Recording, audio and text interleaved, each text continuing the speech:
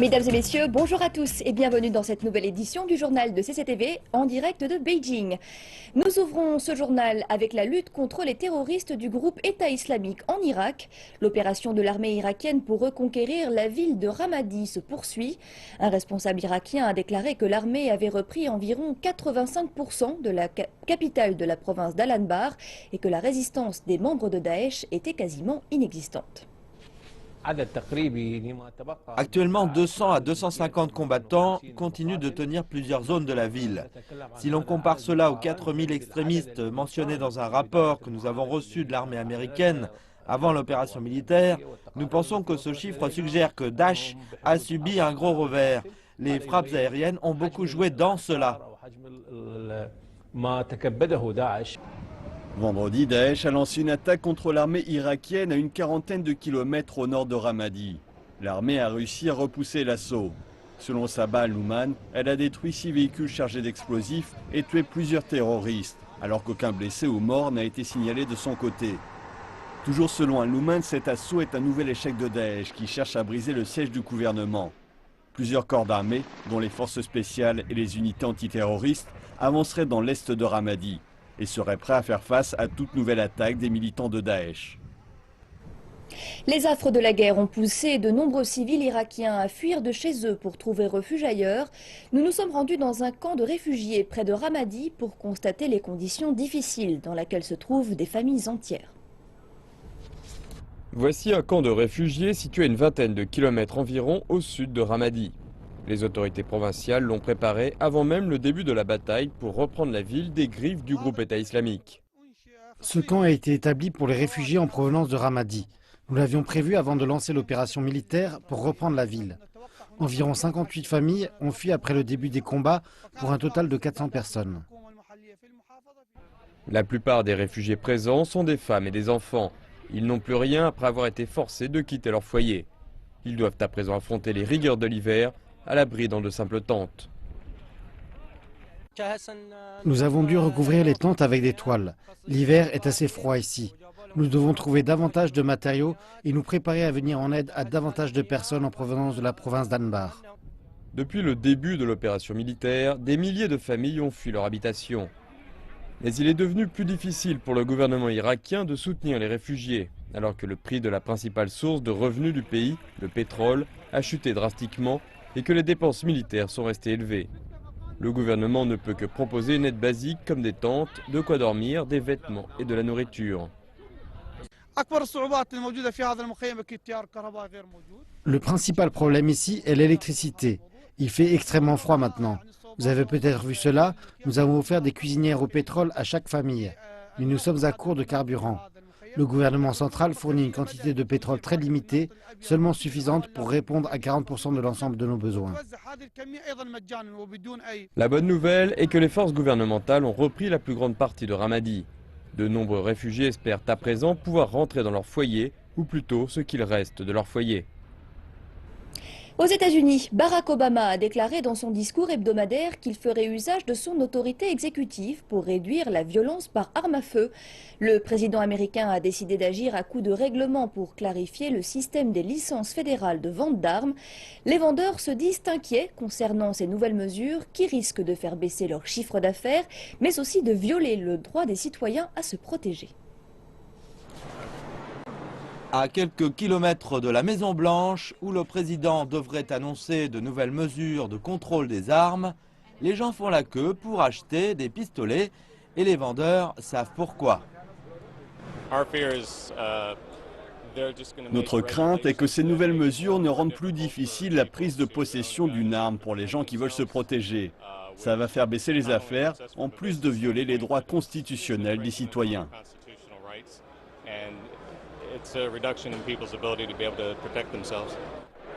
Bienvenue, démonstration de pistolets, protégez vos droits.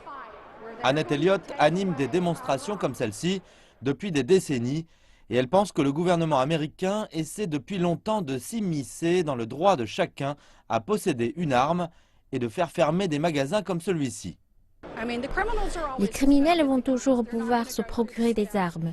Ils ne passeront pas les étapes légales puisqu'ils violent déjà toutes les lois. Seuls les gens qui respectent la loi seront pénalisés. Les mesures proposées n'ont pas encore été annoncées, mais elles devraient comprendre de plus grandes restrictions sur les revendeurs, des vérifications plus grandes du passé judiciaire des acquéreurs et des règles plus strictes concernant les déclarations de perte ou de vol des armes à feu.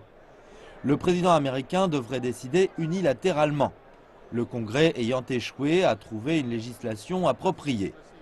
Ici, les gens croient que la possession d'une arme les rend moins vulnérables. Avec la multiplication des meurtres de masse, les ventes d'armes ont augmenté. Le président Obama pense que plus il y a d'armes en circulation, plus il y aura de meurtres de masse. Les deux camps présentent des chiffres différents pour soutenir leur argumentation.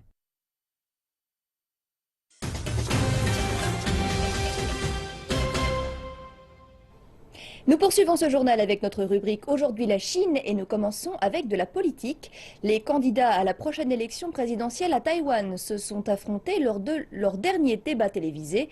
Eric Chu du Kuomintang, James Soong du Parti du Peuple en premier et Tsai Ing-wen du Parti progressiste démocratique participaient samedi à un débat enflammé sur leur politique économique et sociale respective.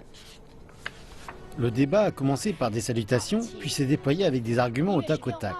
Les candidats se sont opposés l'un à l'autre sur leurs projets politiques concernant un certain nombre de questions, dont les relations transdétroits, la restructuration économique, la sécurité alimentaire et la réforme des retraites. Eric Chu a dit qu'il mettrait en place des mesures pragmatiques afin de s'occuper du ralentissement économique. Il a aussi demandé à Tsai Ing-wen d'expliquer plus clairement sa politique économique, puis il a déclenché l'offensive en disant que les prochaines élections seraient un choix entre la stabilité et la témérité. Taïwan ne peut pas se permettre de choisir la mauvaise personne, parce que cela mènera à des relations transdétroits instables. Il nous faut choisir la bonne personne, une personne qui travaille de bas en haut et qui a la volonté d'agir, une personne qui assume la responsabilité de ses politiques. En réponse, la candidate du Parti progressiste démocratique Tsai Ing-wen a dessiné les contours de sa politique vis-à-vis de la partie continentale de la Chine lorsque son parti reviendra aux affaires. Elle a dit que le Parti progressiste démocratique accueillera les investissements depuis la partie continentale de la Chine, mais qu'elle comprend aussi l'importance de protéger les intérêts des entreprises taïwanaises.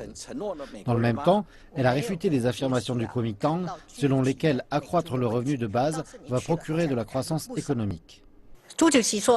Vous avez dit qu'accroître le revenu de base pourrait aider à stimuler l'économie. Mais si cela réussit, je parie que vous remporterez le prochain prix Nobel d'économie. Pendant ce temps, James Soong a adopté une attitude neutre dans le débat. Il a dit que le KMT et le DPP devraient cesser de se chamailler l'un avec l'autre. Laissons derrière nous l'inimitié passée et cessez de vous quereller l'un avec l'autre. Nous allons nous concentrer sur l'institution actuelle et essayer de regagner la confiance du peuple dans la politique démocratique. C'était le deuxième et dernier débat télévisé avant l'élection présidentielle du 16 janvier. Mais les trois candidats auront une autre occasion de s'affronter lorsqu'ils se rencontreront vendredi lors d'une autre réunion pour exposer leur politique. De nouvelles politiques vont entrer en vigueur cette année en Chine. Celles-ci auront un impact sur la vie de beaucoup de citoyens. Parmi ces politiques, on retrouve l'enregistrement des familles de travailleurs migrants qui n'ont pas de certificat d'enregistrement familial dans la ville dans laquelle ils vivent. Un véritable espoir pour des centaines de millions de personnes maintenant qu'ils commencent à jouir d'un certain nombre d'avantages en tant que citadins. Ils ont une entreprise très rentable et un bel enfant de 4 ans. La vie a été généreuse avec ce couple de Shanghai. Au moins a été jusqu'à ce que l'enfant atteigne l'âge de la scolarisation. Ils n'ont pas de hukou ou de certificat de minage, ce qui veut dire qu'ils doivent trouver une maternelle privée au lieu d'une école publique qui serait beaucoup moins coûteuse. L'inscrire dans une école primaire serait extrêmement difficile. Même s'il pouvait aller à l'école ici, il ne pourrait pas passer l'examen d'entrée au lycée, parce que selon le gouvernement, il doit retourner dans notre ville d'origine pour passer l'examen. Malgré tout, il y a de bonnes nouvelles pour des centaines de millions de Chinois qui sont dans la même situation. À partir du 1er janvier, les travailleurs migrants pourront présenter une demande de permis de résidence, ce qui veut dire qu'ils auront accès à 6 services publics de base, ce qui inclut 9 ans d'éducation obligatoire pour les enfants et des soins de santé de base. Les nouveaux permis offriront d'autres avantages, comme obtenir plus facilement un passeport et un permis de conduire. Auparavant, les travailleurs migrants devaient d'abord obtenir un permis de résidence temporaire, sans quoi ils auraient des problèmes à trouver un emploi. Maintenant, ce permis peut devenir un hukou. C'est particulièrement facile dans les petites villes, mais plus difficile dans les grandes villes telles que Beijing ou Shanghai, qui requièrent une accumulation de points venant de l'emploi, des taxes et d'autres performances. La réforme vise à séparer les services publics du RUCO. Quand les détenteurs de permis de résidence peuvent jouir des mêmes droits que ceux qui détiennent un RUCO, alors tout le monde peut profiter des services publics là où il vit. Le RUCO reviendra à sa fonction d'origine, qui est l'enregistrement des ménages. Selon professeur Gao, la réforme aidera la Chine à atteindre ses objectifs d'urbanisation. D'ici 2020, 60% de la population vivant en ville, 45% seront enregistrés en tant que résidents permanents. Le système des transports en Chine a connu un pic de fréquentation lors des vacances du Nouvel An 2016. Le 1er janvier, le volume journalier de passagers de train à travers le pays a atteint plus de 7 millions de personnes. Des villes comme Shanghai, Beijing et Guangzhou ont le plus contribué, avec un volume de passagers atteignant respectivement 2 millions, 1 million et 1,2 million. Et à Suzhou, vendredi, le flot de véhicules a atteint plus de 1,1 million, soit une augmentation de 11% par rapport à l'année dernière. D'autres endroits comme le Sichuan et Chongqing ont également fait face aux mêmes défis. Le week-end de 3 jours du Nouvel An 2016 est un défi immense pour le système ferroviaire chinois. Cela fait suite au lancement du train à haute vitesse qui lie les villes du sud-ouest, Chongqing et Chengdu. Les autorités ferroviaires à Chengdu ont prévu 10 trains en plus et une voie supplémentaire pour permettre de relâcher un peu la pression. Des guichets de vente de tickets supplémentaires ont également été installés. La plupart des tickets de train Chongqing-Chengdu partent avant dimanche après-midi ont été vendus. Il ne reste que quelques tickets pour dimanche matin.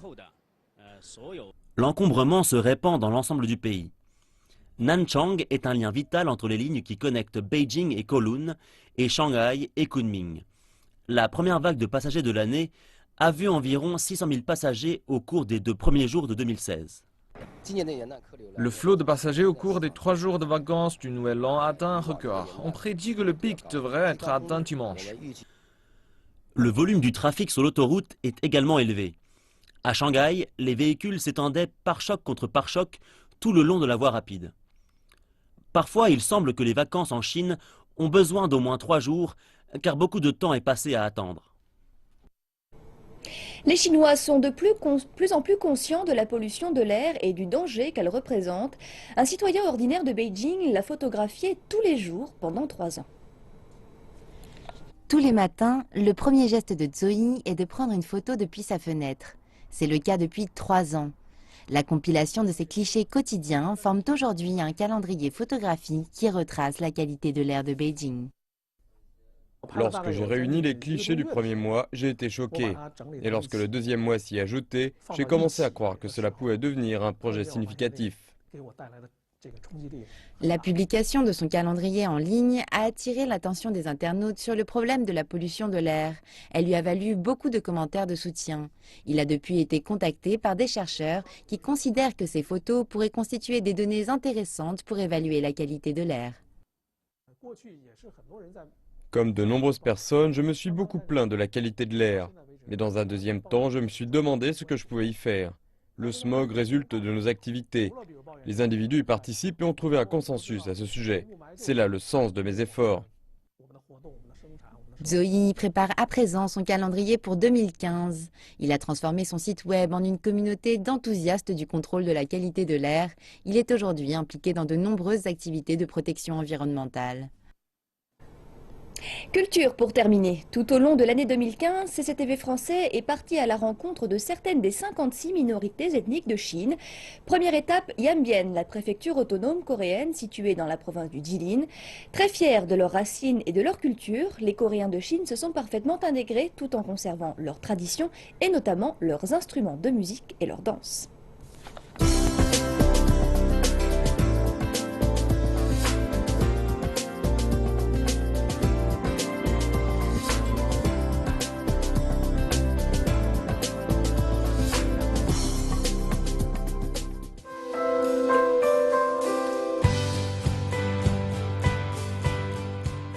de la vie, les membres de la minorité coréenne puisent leur énergie et leur jeunesse d'âme dans le pouvoir de la musique traditionnelle, dont les rythmes sont relativement simples, mais dont les racines remontent aux temps les plus reculés, à l'époque où étaient pratiqués de nombreux rites chamaniques destinés à chasser les esprits malins et attirer les faveurs de Dieu.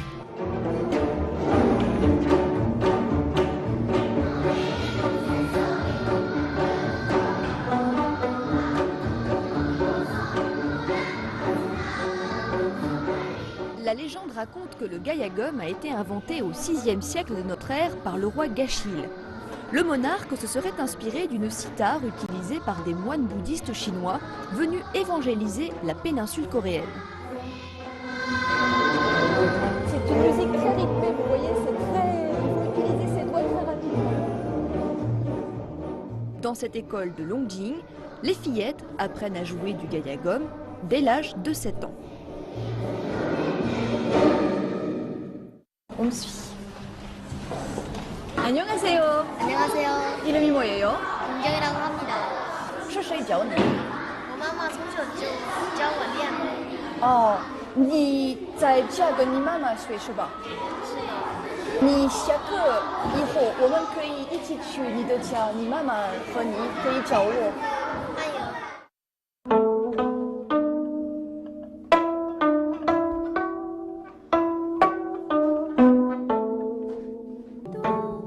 哦，这个还行，我来试一下，好吗？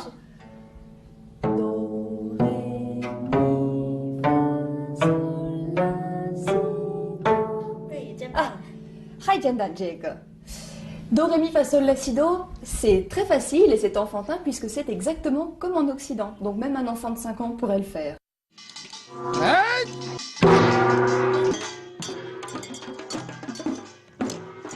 Changement de décor à Wangqing où un groupe de retraités interprète une danse agricole narrant une petite histoire humoristique.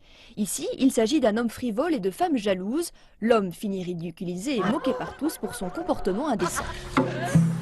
Eh ben, c'est pas toujours pour les danses coréennes, hein.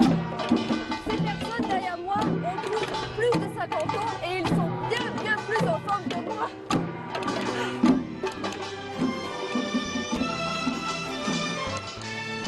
Les danses traditionnelles de ce type, que l'on appelle pungmul en coréen, ont des origines très anciennes et sont liées à des rites agricoles immémoriaux. Elles sont transmises de génération en génération et se jouent très souvent en plein air.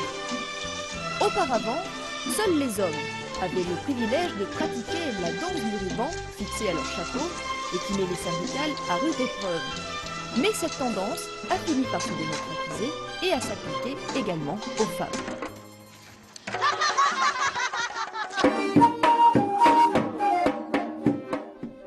Chunchon est un village au climat rude, balayé par des vents glaciaux en hiver. Mais ses habitants estiment que le pouvoir de la musique leur réchauffe le corps et l'esprit dans les heures les plus froides. Le janggu, littéralement tambour à bâton, deuxième instrument le plus important en Corée, est devenu depuis un symbole du pays. La musique chez l'ethnie coréenne, vous avez vu, c'est de 7 à 77 ans. Les petites filles apprennent à jouer du piano à cordes. Chez les plus âgés, on peut aussi s'amuser, danser, chanter, jouer de l'accordéon. Donc en fait, la musique, c'est vrai, ça n'a pas d'âge.